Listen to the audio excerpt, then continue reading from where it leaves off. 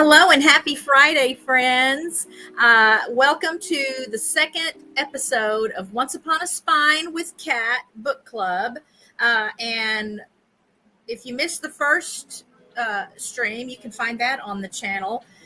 Went over some of my favorite books, and with each episode, we'll talk about some of my favorite books. But today we'll have a focus on banned books in history, and we'll talk about why I believe that is wrong to do. So I thank you for being with me. Thanks if you're here live. Thanks if you are watching as part of the rewatch crew.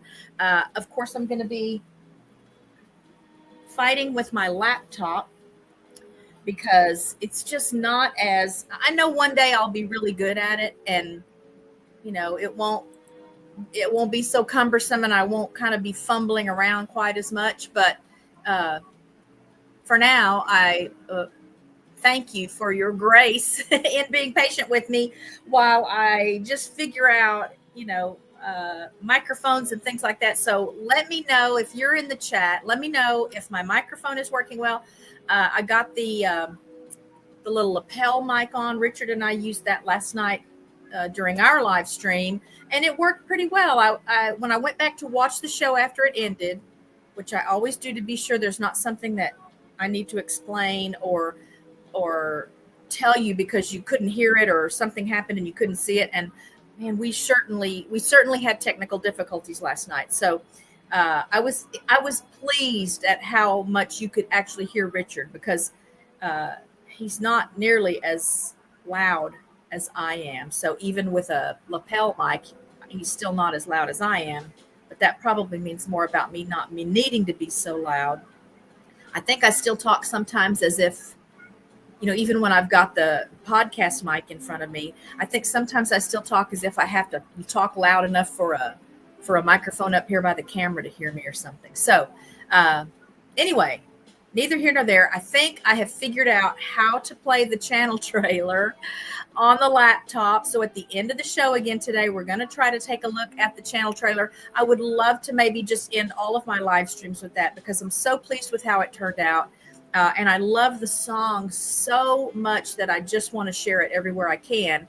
I'll ask you to also go to the channel and watch it for me, because I think it's just a great way to let people know who we are and what we're about, and what our property is like, and see all the animals here. So check that out. I looked and looked because I have a copy somewhere. I probably loaned it, or I may have let my daughter Stacy have it. For one thing, years ago, because I decided it really didn't make sense to, leave this life and have a bunch of stuff and have the family have to, go through it and maybe squabble over who wanted what. So I let the kids all tell me, what stuff do you want? I'd rather give it to you now. And I think that's probably what happened, because the only thing Stacy said she wanted was my copy of A Wrinkle in Time. That's on the banned book list, and we'll talk about that later. But I thought, how sweet is that? That's a book that I read to my kids. It's one of my all-time favorite books. Definitely was a favorite book of mine as a child before it was banned. And it's probably a contributing factor in why I have some very strong feelings about why it's wrong to ban books, period, in general. I don't draw a line anywhere. I don't think you can draw a line. If you make one exception, you got to make 1,000 exceptions, and I don't think it's appropriate. So I'll try not to be too soapboxish today, but I do have strong feelings about it. And I hope that after today's show, you'll understand where I'm coming from. And if you've not had an issue with it, maybe you'll rethink that a little bit. Maybe you'll even look into some of these books that we're going to talk about today. So again, thanks if you're watching live. That's always more fun for me, because, often there are opportunities to interact and for you to, give me questions or answer questions I might have. And as always, you're welcome to share your thoughts and your opinions on the stream. Also, obviously, I want you to be tactful and I want you to be polite about it. I don't mind you dropping channel links if you're another content creator. And if Nightbot works for me right today, it'll have a little message that comes up that tells you what to type in the chat so that you can share your channel link. I just ask for no spam and no harassing of anybody that might be watching. So while I'm thinking about that too, I'm going to go and make sure that the chat replay is set for this. For some reason, some of my live streams don't they don't have chat replay set up, which is only bad again because sometimes there's a link or something that you'll find in the chat while the show is live, and then you can't see it. Okay, this one shows that it's on. Now sometimes it takes a day or so for the live stream comments to generate. So if you were to watch right after the show ends until sometime tomorrow, you might not see the comments, but I'll try to put stuff on the screen as it comes up, just so you'll know what I'm talking about if I'm addressing something that someone may have said or a question someone may have asked. But I finished the let me get that book. Where is it?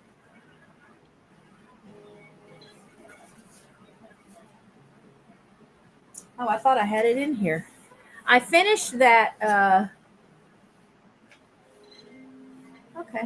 that Robert B. Parker book that I was reading, Damned If You Do. I think that was the name of it. Loved it. I love that style. It's easy reading, great for a weekend or just if you've got time and you want to just relax. Easy to follow the stories, easy to imagine the scenes and feel like you know the characters. So nothing real heavy, even though the storylines can be kind of dark sometimes. So I started another Robert B. Parker book as soon as I finished that one. This one, man, I am just buzzing through it. I've only got this much left before I'm finished. So I love it. While I'm looking at this too, I'll give you a little shout out. This was a birthday gift from a friend of mine years ago, Jenny Garlot. She's a beautiful, talented artist. I've got a refrigerator magnet too. It's some horses that she painted. This was long before I had horses, but she knew I loved them. And so I've got little reminders of her around, and that's the bookmark that I use for whatever book I'm most focused on reading. A lot of times I'll have several books that I'm kind of working on, and I might have a Kindle book that I'm kind of working on, but just to save myself the stress and the fragmentation that can come from having too many things going on at once, I have been trying to just focus on one book at a time. So I'm reading Robert B. Parker's Pastime right now. And then I went through when I was looking for my copy of A Wrinkle in Time. I decided I'm going to pick out the next batch of books that I want to read. And I think I told you in the first episode about a book by, if I'm remembering right, I think the author's name is Douglas Kennedy. I didn't look it up yet. And it's called The Big Picture. I really liked that book. It's a thriller, crime, mystery kind of a thing. And then as I was going through my books, I found another book by him. Let's see if I can find that right quick, that I haven't read yet. I have a whole lot more books that I haven't read yet than books I have read. And I've read a lot of books. Oh, right here on top. So this will be, I think, when I finish this Robert B. Parker book, I'm going to start this book by Douglas Kennedy called The Job. Even if it's not the same guy, it's, as good a reason as any to decide what I'm going to read next. But then again, I've got I just got a lot of books already lined up for what I want to do. And, it may not be in the order that I have them stacked up here, but and I may discover as I get into them that some of them I've already read. That's always a possibility. I loved the title of this one, Literary Murder. And I've definitely been known to buy a book just because it had a title that really got my attention or the cover was really neat. But right now, again, I'm just showing you the books that I plan to read. once I finish this Robert B. Parker book. This one, I didn't remember that I had this one either. So this is a vintage book. Probably found this at an estate sale or bought it at a Friends of the Library sale. But this is a Robert Heinlein book. And I don't know, I like Robert Heinlein. My favorite book, again, is Stranger in a Strange Land. This is Robert Heinlein's, another of his relatively famous books, The Moon is a Harsh Mistress. So there's some sci-fi that I think I'll read. And then, but a lot of thrillers. I mean, I've got a lot of thrillers. I think this one might be like a horror thriller. And one more. This is called Triangulation by Jack Stevens. I'm just intrigued by the cover. It looks like a Ferris wheel. And that name, Triangulation. And then I found my copy of Bert. I talked to y'all about this book in the first episode also because I feel like this would be a good movie. This is a sci-fi book, kind of dystopian sci-fi. We'll just leave those there. And I might reread that. It's probably been 25 or 30 years since I read it. Is that possible? Probably 25 years since I read it. And I just really remember liking it a lot. Again, very easy to picture it, very easy to follow the story. And I do like sci-fi enough that, you know, it's got enough sci-fi kind of stuff in it that it definitely keeps my interest in that regard. But today, let's talk about book banning. You can let me know in the chat, you know, what are your thoughts? Do you think it's right to ban books? And, okay, I just saw this. So I feel bad now, Jerry, because Jerry and I talked about how I need to be better at watching the chat. And so I was in my little banners area here on StreamYard, and usually the comments will show me, oh, I know why, because I wasn't here yet. So usually the comments will have a number, like it'll show 2 comments or 4 comments or something, and I'll know, oh, people are commenting, I need to check. But Jerry is on his way to Seattle to start the YouTube cruise of Alaska. A bunch of YouTubers are getting together for a cruise, and he and Susan are going to be doing that. So he'll have some live streaming coming from the ship, and obviously a lot of videos and clips of the scenery and the things that they do while they're up there, so we can live vicariously through what he posts on the channel. But again, let me know what your thoughts are. And I'm going to lead off. So wish me luck. I'm going to try to show a video so we can talk about a video. Okay, look, it found it. It found it just fine. And here's a quote. I want to be something so much nobler than intelligent. I want to be kind. That book is, or that quote is from, oh, will it not take that down? A Wrinkle in Time, the book I was already talking about by Madeleine L'Engle. And I'm going to pause it. I just can't see that now. It's always hard when I'm preparing a video ahead of time to show during the stream to know how much time, even if I kind of walk through it and talk through it when I'm making it or after I've made it. It's so easy for me to, you know, think of other things to say while it's happening. But the purpose of this little video, these quotes I'm showing you, is just to tell you or help you see how some amazing literature has been banned for often just ridiculous reasons. So I don't know. Let me take that off and see. Oh, okay. It won't let me go back, will it? Oh, yeah, it will. Okay. So let's see now. It was banned for it accused of promoting New Age ideas, undermining religious beliefs, and featuring occult content. So they banned it. But it's a book I loved as a child, and I even read it to my children. All animals are equal, but some animals are more equal than others. Oh, I wish I could do this fast enough. So that's from Animal Farm by George Orwell. Does that bar show on y'all's screen too, that play bar? Because I wish that would go away. I wonder if I do this. Yeah, let's do this. So this book, Animal Farm, was banned due to it criticizing authoritarian regimes, especially Soviet communism, and it was considered politically subversive. I'll tell you now, I can't see the chat because I have a full screen view of these quotes so that I can see why they were banned. Obviously, I put these cards together, but I can't remember what all of them said. So I will check the comments as soon as we finish with this little stream of quotes. So this book was banned. Very famous book. Maybe some of you have read it. I haven't read this. I don't think I've read it. I don't remember if this has been made into a movie or not. Let's see what I have next. Oh, that stayed up plenty long. I probably could have read it. Okay, next quote. We are all born mad. Some remain so. That is from Waiting for Godot by Samuel Beckett. Again, a brilliant writer, a renowned writer, a respected writer, but it was banned because of abstract philosophical themes perceived as meaningless or nihilistic by some authorities. That should be illegal to ban a book for that. Am I the only one that thinks that?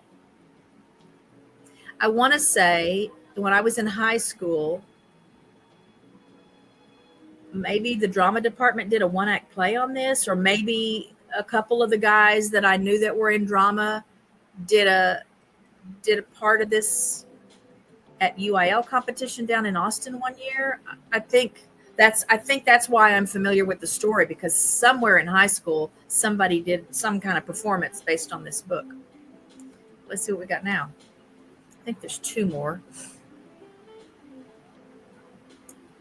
I'll try not to stop the next one because it seems like now, maybe it was just that first one. Maybe I didn't have that timed right.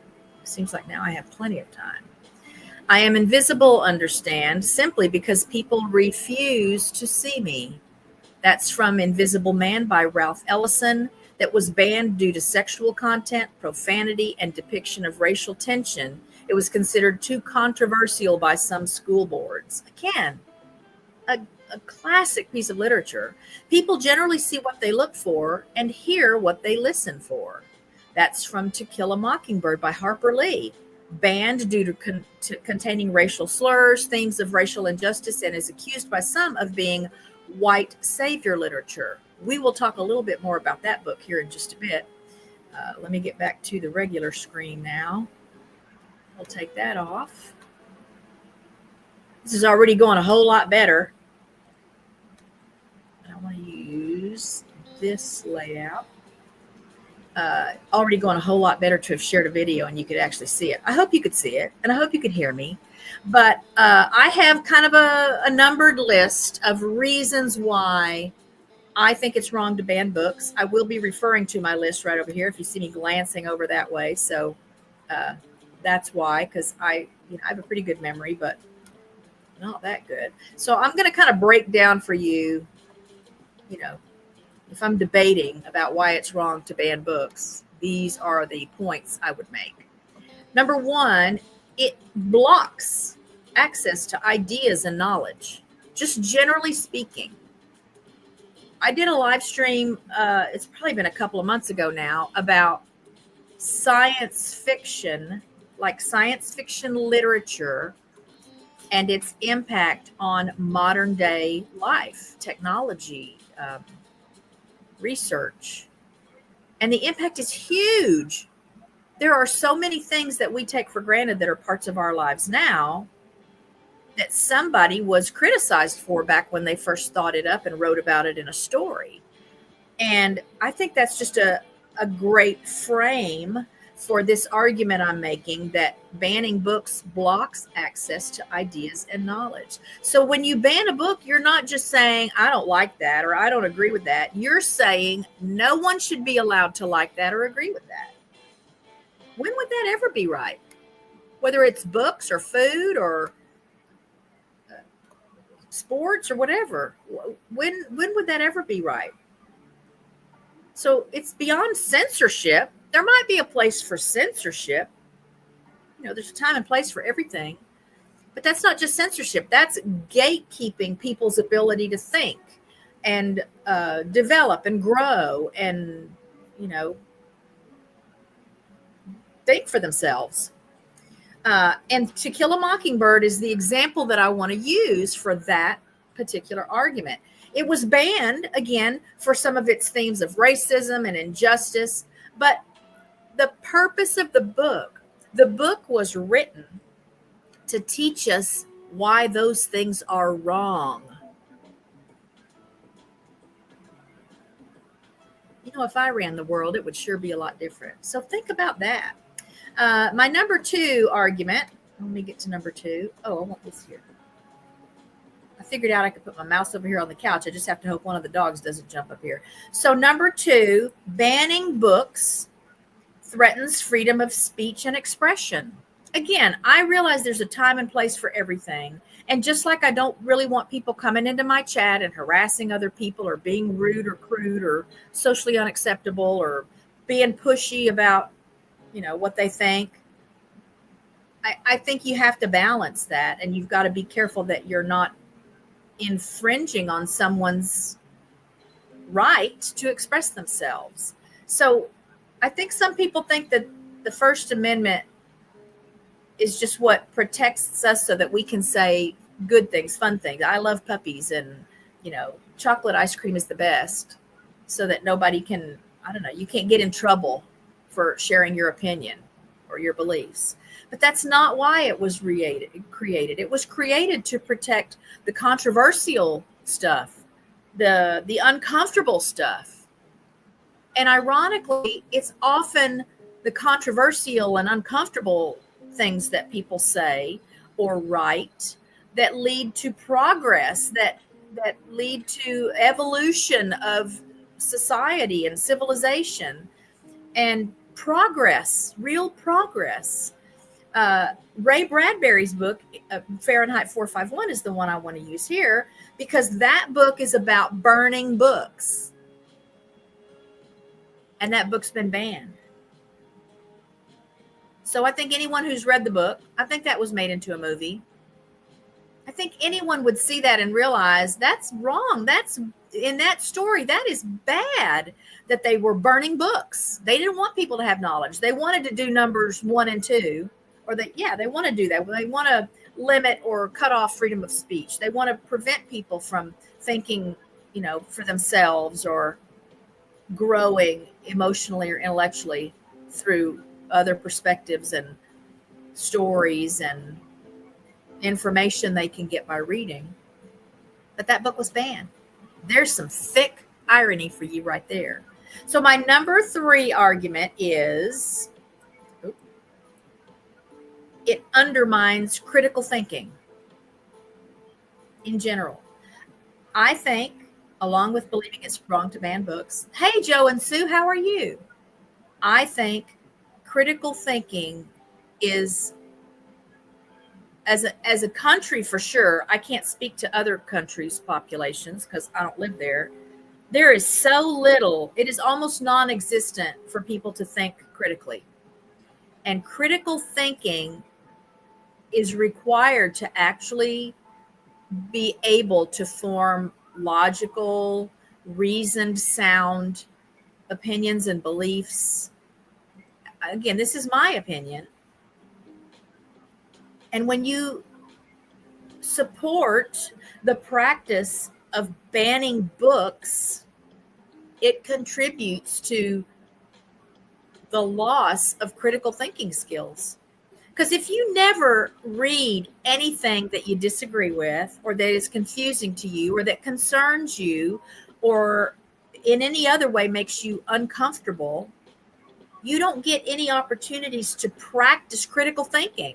Because critical thinking forces you to examine things from all sides and consider how your own personal preferences and, you know, your background, your beliefs, your history, your wounds, your emotional wounds, it prevents you from being able to understand how those filters cause you to behave, because behavior follows thoughts.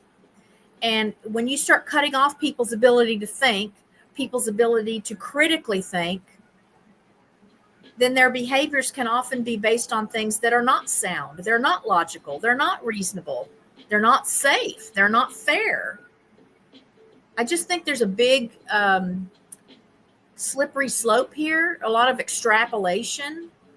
And again, if you make exceptions one time, you have to be willing to make exceptions thousands of times. And I don't know that anybody is qualified to pick and choose what other people should or shouldn't be allowed to see or read or hear. Or again, there's a time and a place. I'm not saying, your baby's library should have a copy of some of the books that, are definitely not written for a baby. But parenting, that's a whole nother show. There's another thing that's really gone downhill. So reading books is like push-ups, doing push-ups or sit-ups or whatever exercise you might hate. And even though you don't like it, even though you might hate it, every sit-up you do or every push-up you do makes you stronger. So every time you allow yourself to read or listen to something that is different or new or a little bit against what you naturally think, again, for all of your filter reasons, you can make yourself stronger. You can improve your critical thinking skills. Again, these are just my opinions, but I really do feel strongly about it. And then number 4, it has the potential to completely erase marginalized voices. And whether you want to accept it or not, and I hope you don't think it's okay, books by authors of color, LGBTQ plus writers, or other people from, cultures that are maybe underrepresented in the world, in literature, in art, those are often bigger targets for people who get off on banning books. And I don't know how anyone can claim that they want, everyone to have equal opportunities, or that a person's culture or skin color doesn't make a difference when these kind of things really are happening. And it teaches those people, and it teaches other people, that somebody somewhere has the right to decide who or what does or doesn't belong. Again, you got to balance it. No, we don't need murderers and child molesters and, just vile people in society. But if you're reading about that stuff, it should help you understand why we don't need those people in our society. I'm not just saying that marginalized voices are who are writing about these kind of things. I just, it's all so connected for me. It's sometimes hard to, to separate where one thing starts and the other begins, because it's not that I want a free for all anarchy.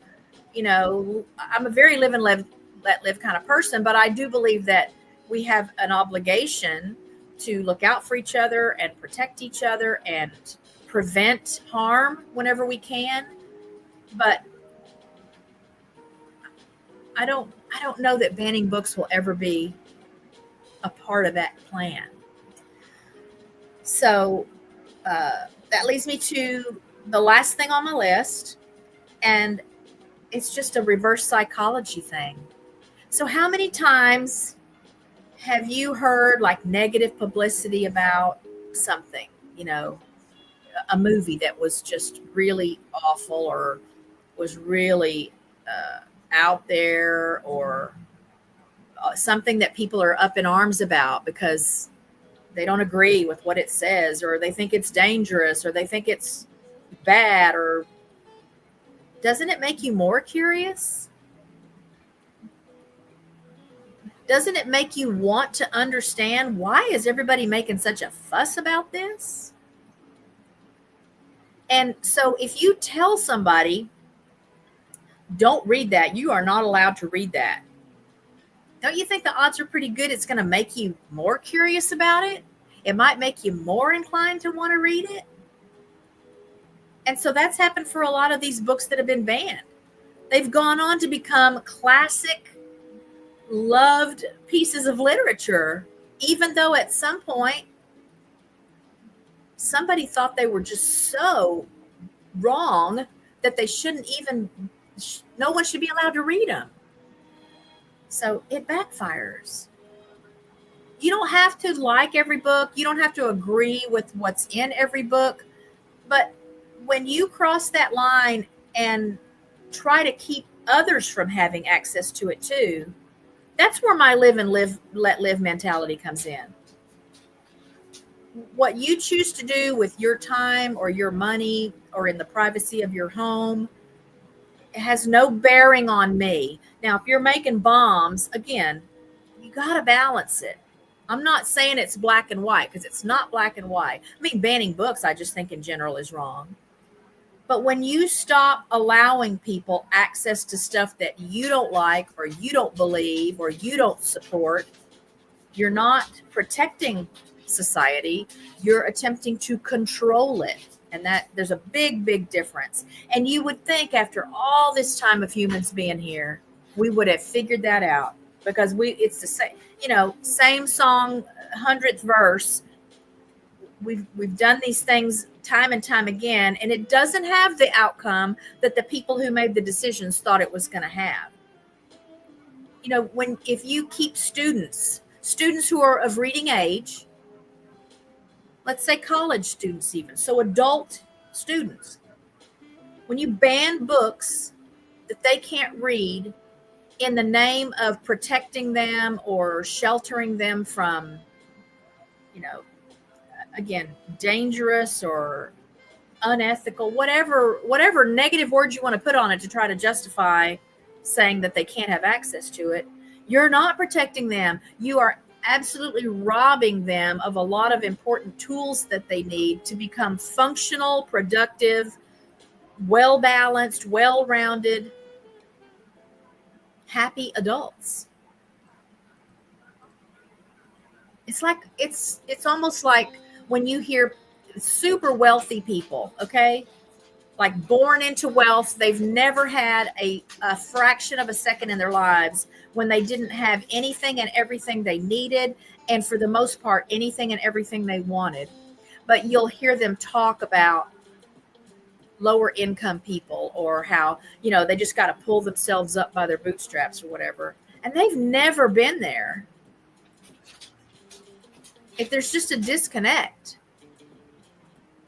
between people who feel like they're so much more morally superior or intellectually superior or ethically superior, again, whatever it is they want to use to justify it, that they get to decide what some other person can or cannot do or see or read or hear or eat or enjoy in the privacy of their own home. I just think it's wrong. Bazinga. So again, I have a copy of A Wrinkle in Time, or again, I may have already given it to Stacy. And if so, I'll just go get myself another copy, because I want to have a copy here. And I'm kind of going to be on a mission now to read some of the other books we talked about today. I don't remember if I've read To Kill a Mockingbird. I think I've seen the movie. Isn't that a Gregory Peck movie?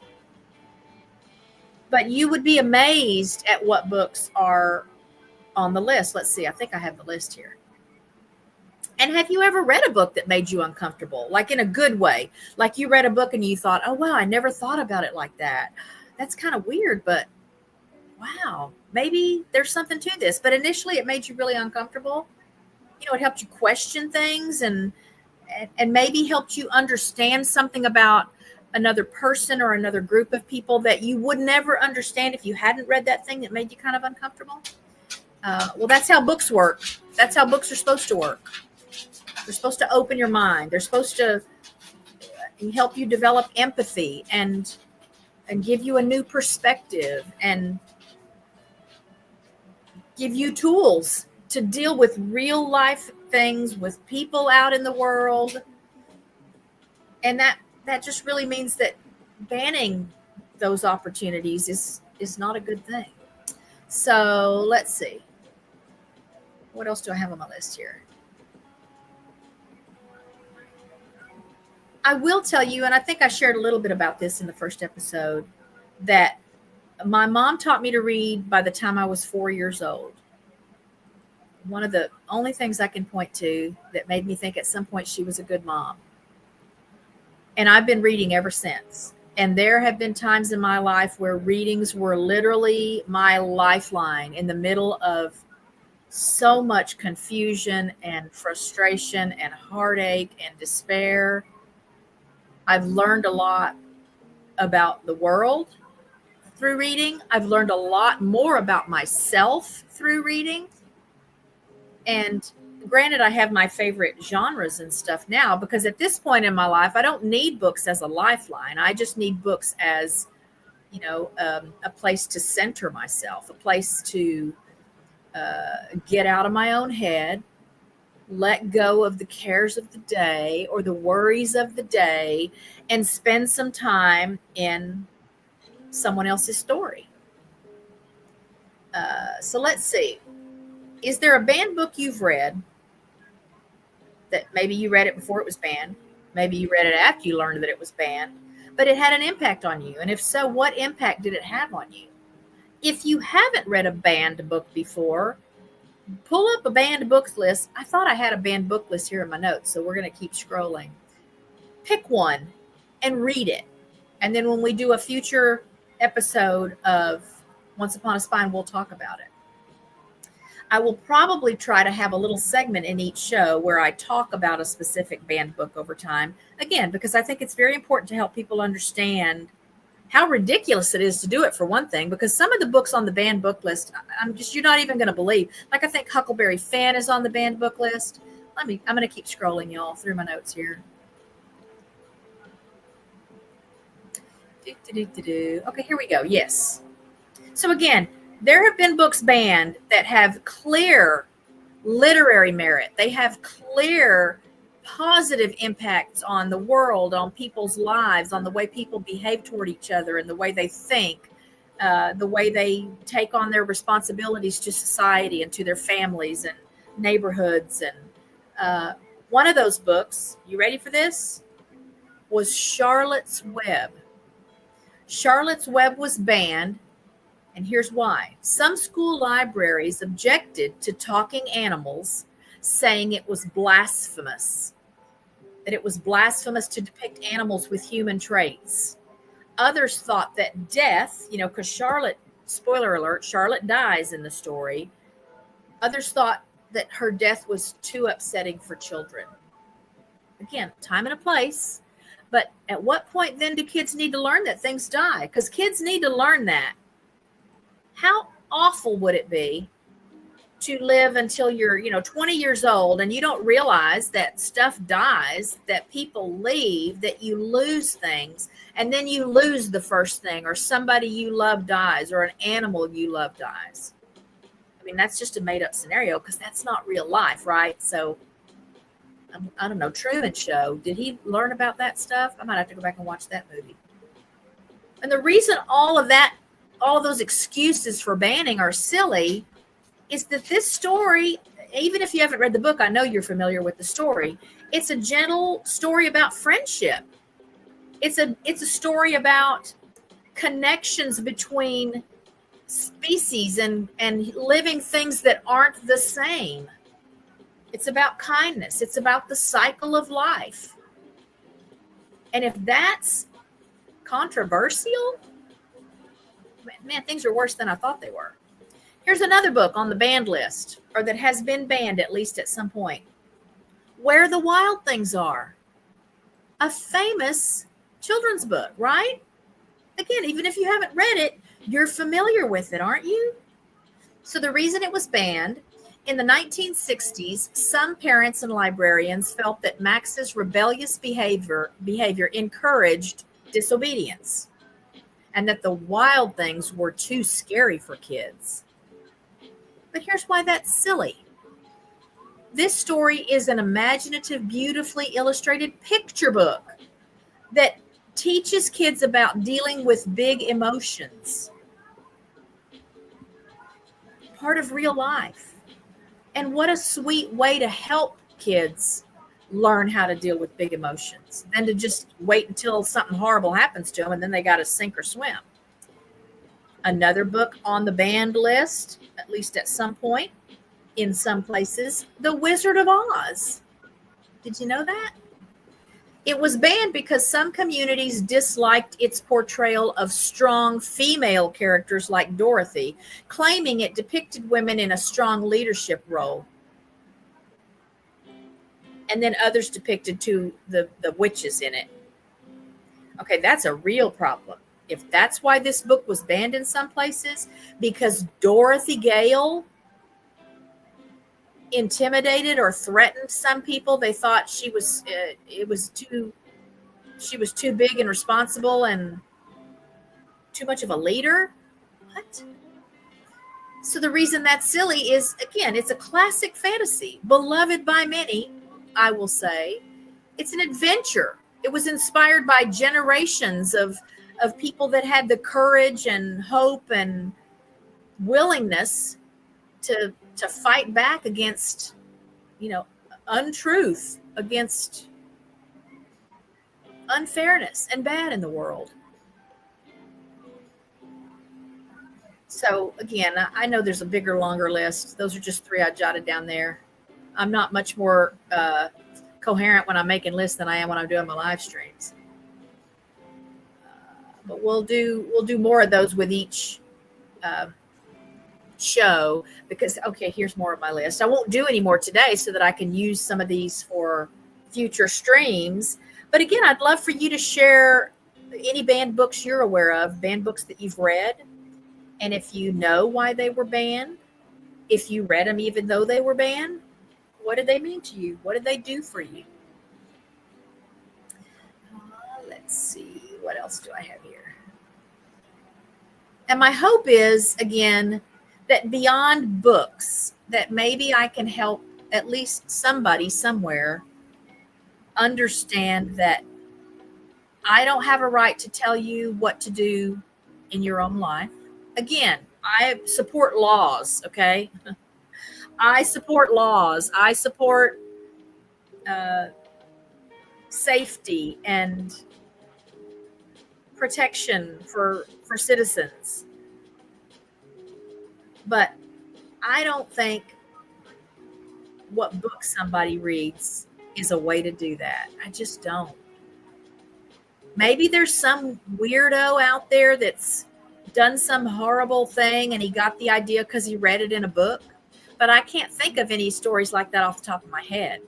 Like, I don't remember ever hearing that Timothy McVeigh read a book where somebody blew up a federal building and killed a bunch of people and thought, ooh, I'm going to do that. What a great idea. I don't think Ted Bundy read a book where somebody did some of the stuff he did and thought, oh, that's a great idea. I want to be that guy. Now, if somebody's that twisted that they would read a book or watch a movie or hear an audio book or whatever, and then go do the thing in the book, well, then they were twisted long before they read that book or saw or heard whatever it was they may have seen or heard, right?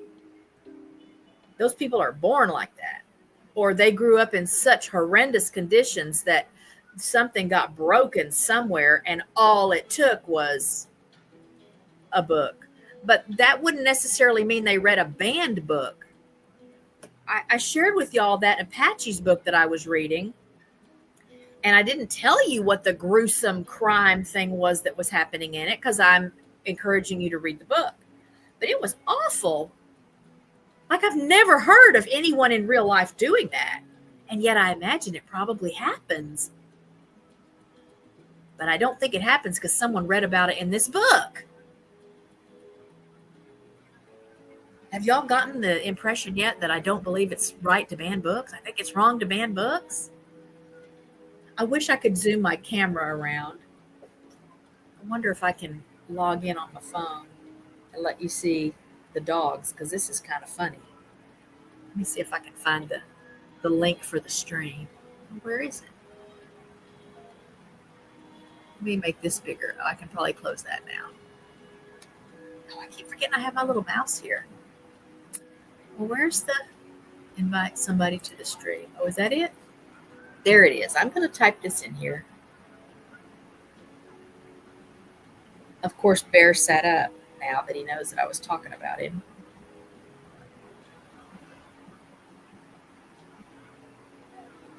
If you're just now tuning in, I'm trying to get logged in from my phone so I can give you a little sweep of the room.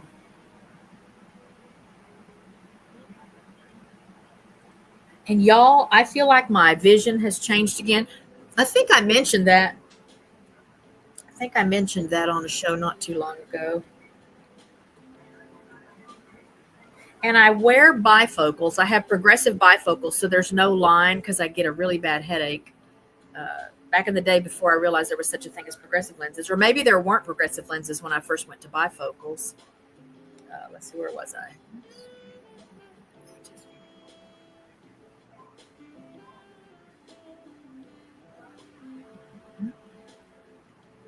Okay, let's try that. And I feel like I'm having to look down because the bottom part is my close-up vision. So if I'm reading, I have to look more down. And then if I'm driving or, looking at something from a distance, I have to look more up. Oh, why does that say there's nothing here? I'm going to post this link in the chat, and then I'm going to go to this chat on my phone. So if I can, why do I do that? I keep forgetting that I have. Okay, let's do this again. Copy, paste. There's the link. Hey, if somebody's inclined to come up and be on screen with me, you can do that too. Let me go to the stream now on the phone and click that link from there and see if that will get me into the show.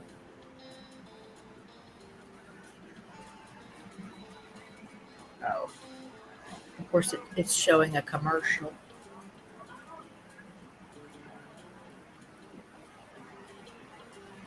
Okay, where's my chat? Here we go. Okay, here we go. Here we go. This should be letting me in. I don't know that I need microphone access. The browser has blocked your microphone and camera. Okay, so it won't let me. I wanted to just block my microphone.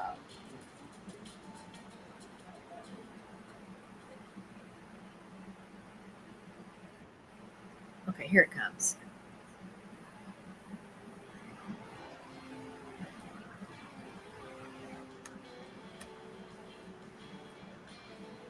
Okay, here's this one. Oh, I don't know why this is.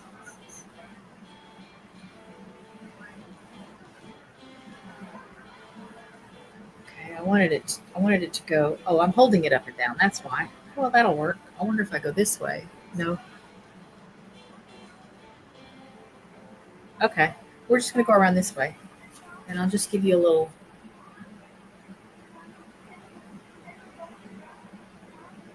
Let's see where everybody else is.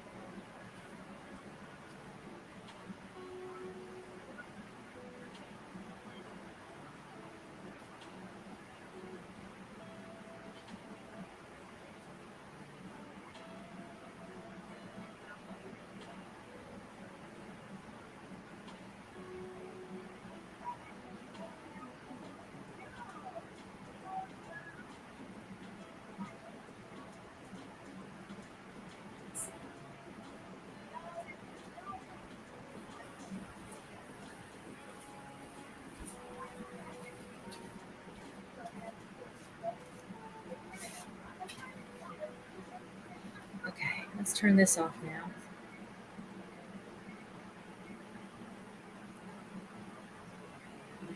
Okay. I think that worked. I hope there wasn't feedback or anything. But I'm proud of them because they're just doing that. Now, they were crazy earlier. I was very concerned about the show because they seem to be like on high alert today. Somebody would think they heard something and then they'd all start barking and they'd run to the dining room window to look out and there's nothing out there. And Richard kind of started that off because he came home around 10:30 this morning. You know, surprise to me, someone comes walking through the front door, right? So of course the dogs all went bananas because that doesn't happen. And I asked him, "What are you doing here?" Well, he had gone, he was going to put gas in the car and he couldn't find his debit card. And he remembered that he had used it on Wednesday this week when he drove down to Austin because he stopped at the check stop and got some kolaches to bring home. And he thought maybe he left it in his pants pocket, or so he came home to see if he could find it, which he didn't. So he had to call the bank, of course, and, you know, report the card lost or whatever he had to do.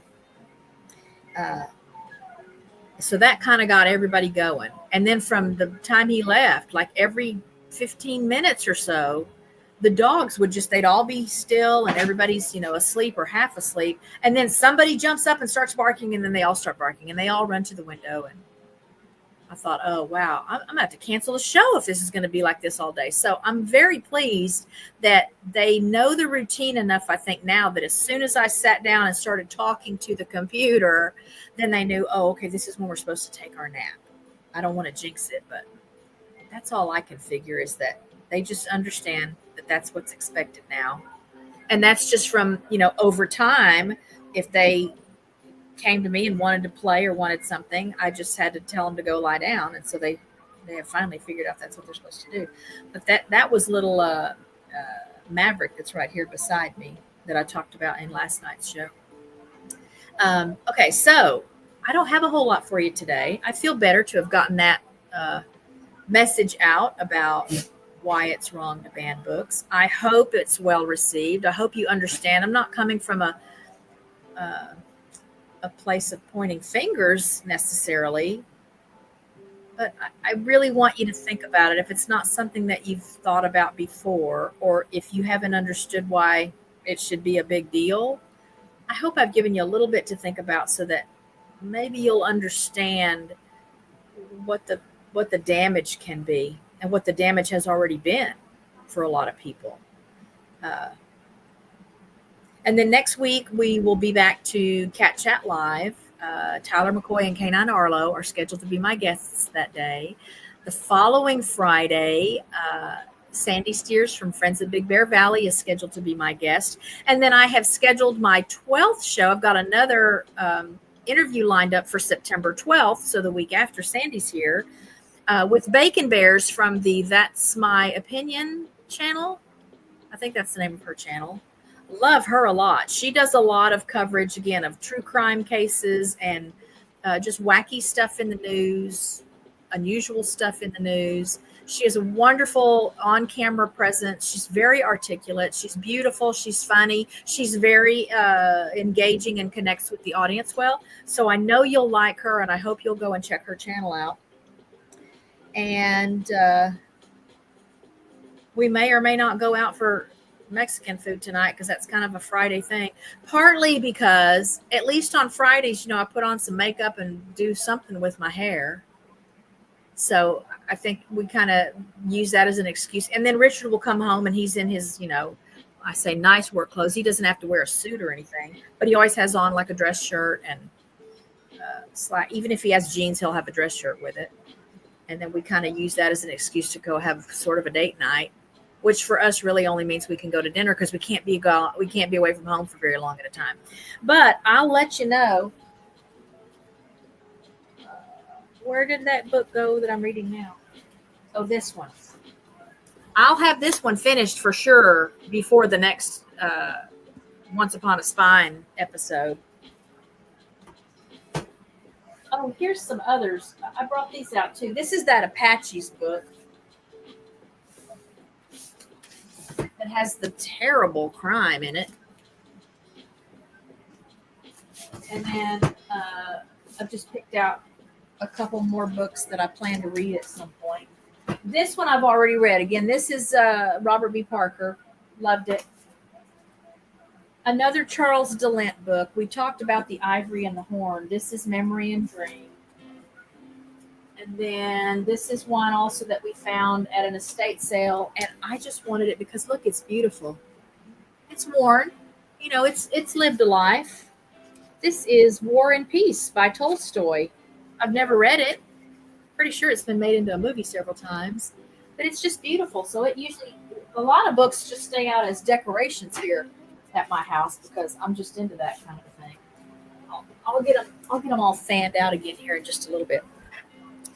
So plan to join me next Friday. Richard and I will be back on Thursday next week. I think we're going to do some kind of a quiz show. We're going to find something we can either quiz each other on, or we'll take a quiz of some kind together. I just don't know what quiz, or if it's going to be a couple of different quizzes. But if you missed last night's show, we had a good time with Play-Doh. When was the last time you played with Play-Doh? That was a fun show. So check out last night's Thursday Table Talk and see the kind of stuff we do when we actually have some free time, where we can both be in the same room at the same time and not having to work on separate projects or deal with all the dogs or something else that might be animal related here. And I'm going to close now with our new channel trailer that features the custom song written for our channel by Jake Hudson, courtesy of Jerry at Butler Family Farm, that contacted Jake on our behalf to ask if he would put something together for us. And I think it's going to work this time because I'm going to do it the same way I just showed y'all the little video with the quote cards and then the reasons why the books those quotes are from were banned. So next Friday, 1:30 with a guest. I will hope to see you there. If you enjoyed today's stream, let's put that banner up.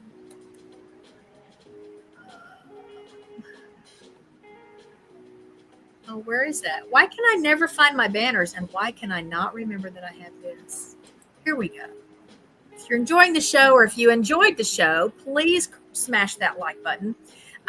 We did cross. Let me see if I still have that. I'm afraid to share anything else right now because I've got that video where I want it. But we did cross 3,000 subscribers and then some. So we were at 4,509, I think. Yes, you heard that right. 4,509 subscribers, I think, when I went to bed last night. For sure, it's a little over 4,500. I remember that. But we will be getting a prize stream scheduled. Jerry and Susan have their 100,000 subscriber prize stream scheduled for November. And it'd probably be, a month or so before we do anything either. But be watching for that announcement. And I always appreciate you stopping by and hanging out with me and checking out the streams. So thank you for that again. Thanks again if you're part of the live audience, if you're part of the rewatch crew. And I'll see you next Friday. But here comes our brand new channel trailer. Let me get the video going.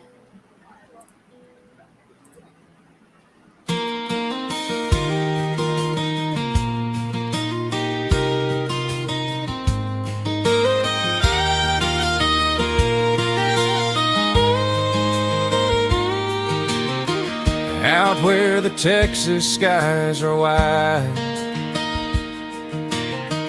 love and laughter live side by side. Critters roam and eagles fly, peace and joy in every sunrise. Welcome to Rich Cat Ranch, where the animals dance, the family sings, nature heals the heart, and fellowship's the song we bring. From the kitchen to the pasture land, life is better hand in hand. Yeah, we're living our dream at Rich Cat Ranch.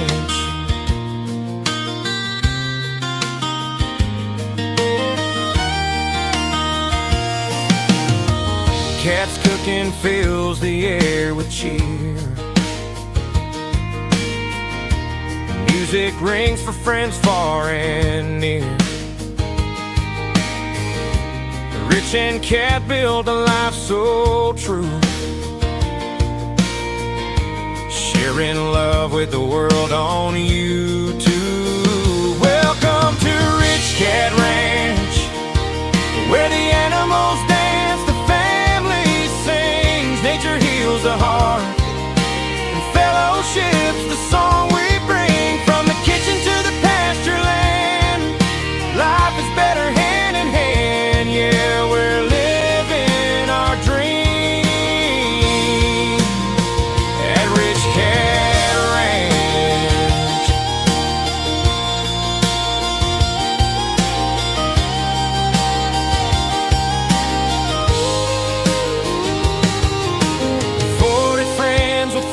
Feathers and shell, each has a story, a tale to tell. Grandkids laugh and neighbors too. This home was made for me and you. Welcome to Rich Cat Ranch, where the animals dance, the family sings, nature heals the heart, and fellowship's the song we bring. From the kitchen to